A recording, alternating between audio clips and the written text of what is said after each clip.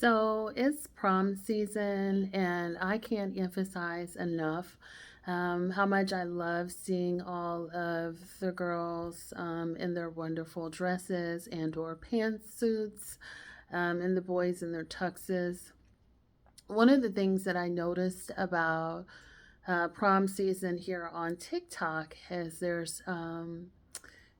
like this thing where people rate or give commentary on dresses, specifically negative ratings or commentary, in talking about how some of the dresses look like Easter dresses or beach dresses, and we wouldn't wear that to prom, and so on and so forth.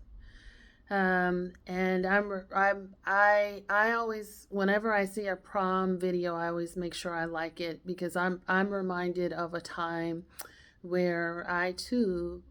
went to prom, and it wasn't under the best of circumstances, meaning that when I went to prom, I had to purchase my own everything, like my dress, my photos, all of that. And so when you're 15, 16, or 17, you're not really making a whole lot of money. And so you can't really afford extravagant, you can't really afford the extravagant prom like some folks do who have their parents that are willing to pay for that. So I would encourage you all to, be mindful of one, maybe people who can't afford more elaborate prom outfits or get ups and that whole thing, but also too people that come from you know maybe they come from abusive homes or abusive families where they're oppressed and they're controlled and they're not allowed to purchase nice outfits, or even in some circumstances able to go and celebrate prom with their classmates, because just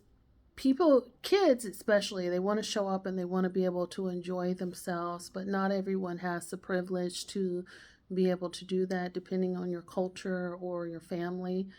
circumstances. If you grow up in an abusive or oppressive environment, um,